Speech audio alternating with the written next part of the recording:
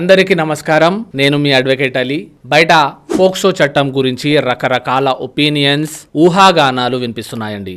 ఈ మధ్య వచ్చిన ఒక సినిమాలో కూడా రేపొద్దున కోర్టుకొచ్చి ఆ అమ్మాయి వాడు చేయలేదండి, వాడు చేయి నేనే తీసుకున్నా, భుజం మీద వేసుకున్నానని చెప్పిన శిక్ష వాడికి పడుతుంది. దట్ ఈస్ పోక్సో గురించి ప్రస్తావం ఉండడంతో ఈ టాపిక్ మళ్ళీ ట్రెండింగ్ లోకి వచ్చింది. అసలు ఈ పోక్సో చట్టం అంటే ఏంటి, ఇది ఎలా పనిచేస్తుంది, ఈ పోక్సో గురించి పూర్తి వివరాలు ఈ వీడియోలో తెలుసుకుందాం. And section 11 and 12 of POCSO act. చలో లేట్ చేయకుండా వీడియోలోకి వెళ్ళిపోదాం. ముందుగా పోక్సో అంటే ఏంటంటే protection of childrens from sexual offences. 2012లో 18 సంవత్సరాల లోపు ఆడపిల్లల్ని లైంగికంగా వేధిస్తే దీని నుంచి రక్షించే చట్టమే ఈ పోక్సో యాక్ట్. 18 years లోపు ఆడపిల్లలకి లైంగికంగా వేధించిన, సెక్స్ చేసిన, అబ్యూజివ్ వర్డ్స్ యూజ్ చేసిన అతను అట్టి వ్యక్తి శిక్షకి అర్హుడు. ఈ కేసులని స్పెషల్ కోర్ట్స్ ప్రత్యేకంగా హ్యాండిల్ చేస్తాయి. అలాగే విక్టిమ్స్ అంటే ఏ ఆడపిల్ల అయితే ఇలాంటి వాటికి బలైందో వాళ్ళతో ఫ్రెండ్లీగా వ్యవహరించి ఎవిడెన్స్ అన్ని బయటకి లాగాలని ప్రయత్నిస్తారు. అంతేకాదు పోక్సో కేసులో అమ్మాయి ఐడెంటిటీని బయట పెట్టకూడదని సుప్రీం కోర్ట్ క్లియర్ గా స్పష్టంగా చెప్పింది. పోక్సో కేసు ఫైల్ అయిన వెంటనే పోలీసులు త్వరగా ఎఫ్ఐఆర్ చేయాలి, ఎలాంటి ఆలస్యం చేయకూడదు. అంతేకాదు దగ్గరలో ఉన్న డాక్టర్ మెడికల్ ట్రీట్మెంట్ ఖచ్చితంగా అందించాలి.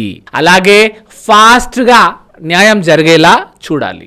సుప్రీం కోర్ట్ అపాయింట్మెంట్ లేకుండా ఫాస్ట్ గా న్యాయం జరగడానికి స్పెషల్ కోర్ట్ స్పెషల్ జడ్జీలు కూడా విక్టిమ్స్ ని రహస్యంగా భద్రత కల్పిస్తాయి. కౌన్సిలింగ్స్ ద్వారా ధైర్యం చెప్పిస్తాయి. వాళ్ళని మళ్ళీ సమాజంలో ఫ్రీగా తిరిగేలా చైల్డ్ వెల్ఫేర్ కమిటీ చేయాలి అని ఈ పోక్సో చట్టంలో చెప్పింది. కేస్ ఫైల్ అయిన సంవత్సరం లోపు విచారించి న్యాయం జరిగేలా చూడాలి. కాకపోతే ఇందులో మీకు ఒక డౌట్ రావచ్చు, పోక్సో కేవలం ఆడపిల్లలకే మాత్రమే ఉంటుందా, మగ పిల్లలకు కూడా ఉంటుందా అని మీకు డౌట్ రావచ్చు. ఎవరైనా అమ్మాయి లేదా అబ్బాయి, ఆంటీ లేదా అంకుల్ మగ పిల్లలకు కూడా లైంగికంగా వేధిస్తే ఈ చట్ట ప్రకారంగా వాళ్ళు కూడా శిక్షకి అర్హులు. ఆడపిల్లలైనా మగ పిల్లాడైనా మైనర్ ని లైంగికంగా వేధిస్తే పోక్సో యాక్ట్ కింద శిక్ష పడుతుంది. ఈ చట్టం ఎంత పవర్ఫుల్ అంటే ఎవరైనా దురుద్దేశంతో మైనర్ బాలికను టచ్ చేసినా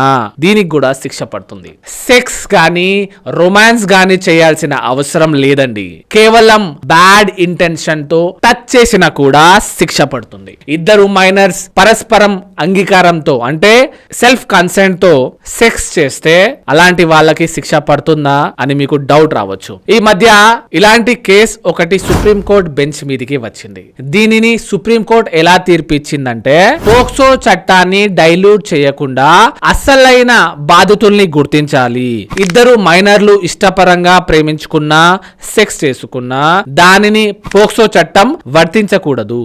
దీనికి కొన్ని మినహాయింపులు ఇవ్వాలని సుప్రీం కోర్ట్ క్లియర్ చేసింది. 12 years అమ్మాయి చేత కేవలం డ్రెస్ ఇప్పించాడు అని ఒక వ్యక్తి మీద కేసు పెట్టాడు. ఆ వ్యక్తి జైలుకు కూడా వెళ్ళాడండి. స్కిన్ టు స్కిన్ కాంటాక్ట్ లేకపోయినా పోక్సో చట్టం అప్లై అవుతుందని స్పష్టం చేసింది. ఈ చట్టం ఎంత కఠినమైందంటే 18 సంవత్సరాల అమ్మాయిని పెళ్లి చేసుకుని భార్య అయిన తర్వాత సెక్స్ చేసిన మెరిటియల్ రేప్ గా పనిష్మెంట్స్ పడతాయి. పోక్సో ఎంత కఠినంగా ఉంటుందంటే పోక్సో చట్టం ఈవెన్ చిన్న పిల్లలకి పోర్నోగ్రఫీ ఫిల్మ్స్ చూపించినా ఈ చట్టం అనేది చాలా దారుణమైన శిక్షలు విధిస్తుందండి. మినిమం 5 years జైలు శిక్ష పడేలా ఈ చట్టం సిద్ధం చేశారు. అంతేకాదు నేర తీవ్రతను బట్టి ఇందులో 14 years జైలు శిక్ష, యావజ్జీవ కారాగార శిక్ష లేదా ఉరి శిక్షని కూడా వేసే అవకాశం ఉంది. మనమందరం కూడా ఒకటే ఆలోచించాల్సిన అవసరం ఉంది.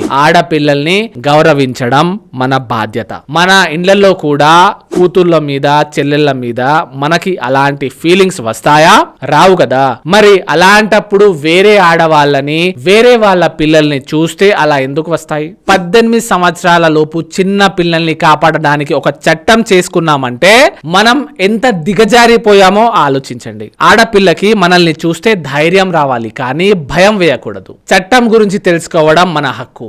ఎందుకంటే ఎలాంటి చట్టాలైనా రూపకల్పన జరిగేది ప్రజల కోసమే. వీటి మీద మీరు కూడా ప్రతి ఒక్కరికి అవగాహన కల్పించాలని నా చిన్న ఆశ. That's it guys. Keep watching. Signing off yours advocate Ali. ఇప్పటికైనా మారండి. Thank you.